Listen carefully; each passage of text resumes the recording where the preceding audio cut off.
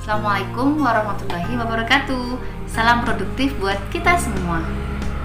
Semoga walau banyak urusan, walau banyak targetan, kita tetap bisa jaga kesehatan, tetap bisa bahagia. Karena yang namanya kebahagiaan dan kesehatan itu modal utama buat kita. Gimana? Video Bu Adin yang sebelumnya udah nonton belum? Tentang tips dapet judul skripsi langsung ACC dari dosen. Mungkin nggak sih? Mungkin banget. Yang penting coba dulu, mulai aja dulu. Nah, di sini selanjutnya Bu Adin pengen kasih tips ke teman-teman semua gimana caranya agar bab 1 kalian bisa langsung di ACC oleh dosen. Karena yang namanya bab 1 yang isinya latar belakang, rumusan masalah, tujuan dan manfaat itu memang yang paling vital, memang yang paling dibaca paling lama oleh dosen pembimbing. Karena dosen pembimbing ingin menentukan bahwa sebenarnya ngerti nggak sih ini mahasiswa dalam mengerjakan proses skripsinya. Kalau terlalu berat, maka dosen pembimbing akan memberitahu dan merekomendasikan sesuatu yang lebih mudah. Kalau terlalu ringan, atau terlalu biasa, atau terlalu sederhana, karena yang namanya skripsi adalah karya akhir untuk mendapatkan gelar sarjana, makanya dosen pembimbing biasanya akan memberikan sebuah penambahan beberapa hal agar skripsi teman-teman semua layak untuk dijadikan karya akhir. Oke, sudah jelas kan teman-teman? Semoga di video ini bisa menginspirasi teman-teman semua ya. Masih seputar membuat latar belakang, rumusan dan tujuan dan manfaat di bab 1. Nggak jauh-jauh dari pengalaman Bu Adin sendiri saat bimbingan di beberapa tempat. Kita flashback dulu ya.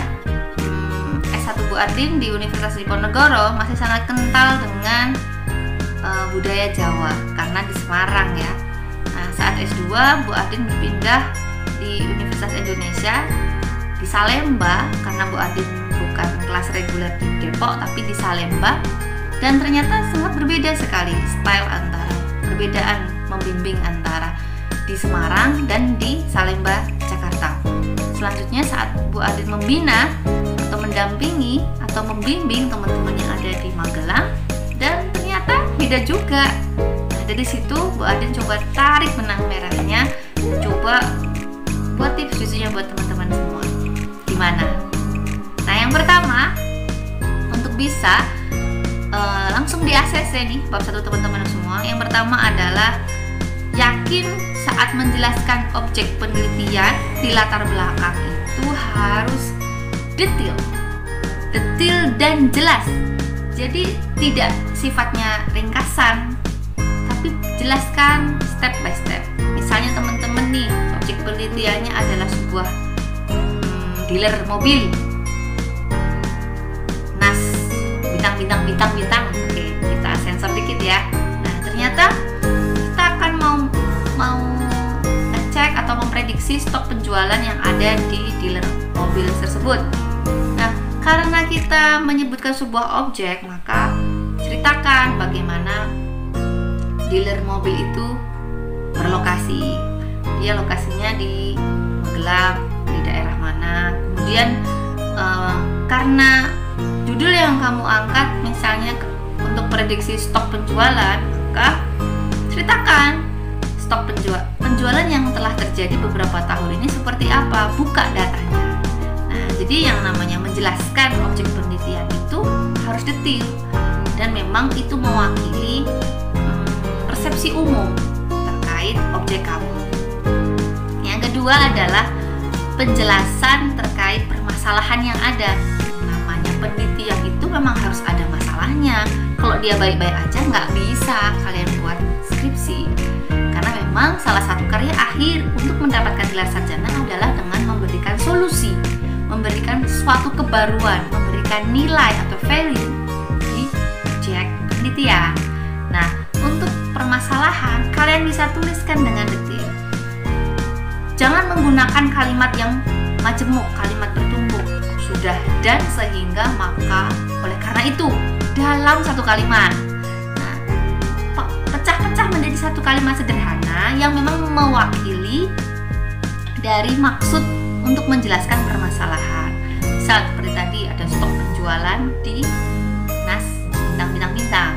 Nah, di situ ceritakan bahwa penjualan yang terjadi untuk body repair, perbaikan body di dalam dealer mobil, untuk permintaan perbuatan atau permintaan perbaikan pintu kiri kanan dengan bumper, itu perbedaannya seperti apa, dengan data yang seperti apa, permintaan dari tahun sekian sampai tahun sekian seperti apa. Nah, masalah ini menimbulkan masalah apa? Nah, tunjukkan satu persatu.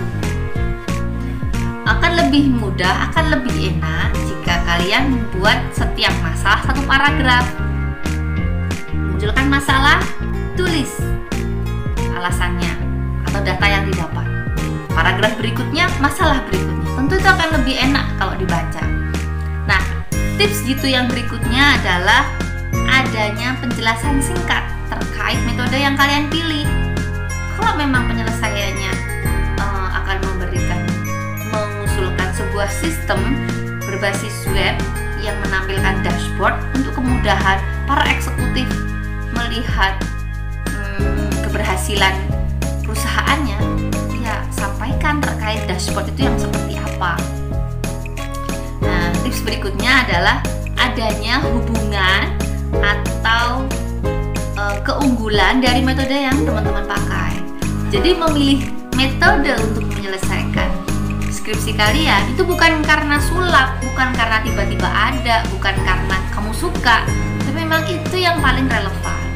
Ini yang paling sesuai nih untuk masalah kamu. Nah, dari mana tahu sesuai atau enggaknya, relevan atau enggaknya? Nah, ini bisa didapatkan dari teman-teman membaca. Membaca apa? Jurnal yang mirip. Jadi sebetulnya kalau untuk level sarjana, level S1 itu belum diminta untuk membuat sesuatu yang baru, tapi membuktikan teorema atau hipotesis ataupun penelitian orang lain yang kita baca pada kasus kita sendiri. Nah, yang di sini yang dibutuhkan adalah ketepatan memilih, teman-teman. Nah, jadi gimana caranya? Ya baca. Saat kalian membaca, maka kalian akan tahu bahwa metode A sesuai dengan bidang A, metode B sesuai dengan bidang B. Kalau mau coba-coba metode A saya pakai untuk bidang B, mungkin nggak ya? Nah, jika memang teman-teman mau coba, harus ada nih jurnal pendukung lainnya yang memang pernah coba-coba di bidang tersebut. Itu ya teman-teman ya. Oke, kita lanjut. Terdapat data pendukung. Nah, tadi yang seperti Bu Adin sudah sampaikan, ada data ya. Pastikan setiap menguraikan segala sesuatu saat menjelaskan datanya itu ada. Jadi berdasarkan observasi, wawancara, ataupun studi literatur. Jangan hanya asumsi, apalagi hanya search di Google dari website-website yang tidak bisa diakui kejelasannya, karena dia bukan website official, bukan website resmi. Nggak bisa ya teman-teman ya, kalau menggunakan website-website yang nggak jelas untuk dijadikan sumber informasi. Oke, kita lanjut.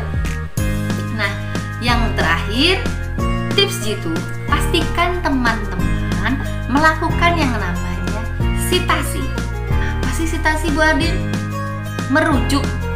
Sitasi itu merujuk pada jurnal-jurnal terdahulu atau buku-buku terdahulu atau proceeding terdahulu yang membuat kalian kalau berpikir mengambil suatu ide atau gagasan dalam skripsi kalian itu bukan karena kalian mengira-ira atau berimajinasi, tapi memang beneran, memang real adanya di contoh-contoh kakak tingkat ataupun orang lain yang memang sebelumnya sudah pernah dipublikasikan. Gitu teman-teman. Akhirnya udah semua tips gitu dari Bu Adin sampaikan. Saya yakin kalau teman-teman coba tuangkan idenya ke dokumen dari apa yang sudah Bu Adin rekomendasikan, semoga langsung ACC ya teman-teman. Kalau misalnya belum di ACC, coba deh tulis di komen apa saja yang masih miss yang dari Bu Adin sampaikan. Nanti bisa dibahas di video selanjutnya ya. Cukup sampai di situ.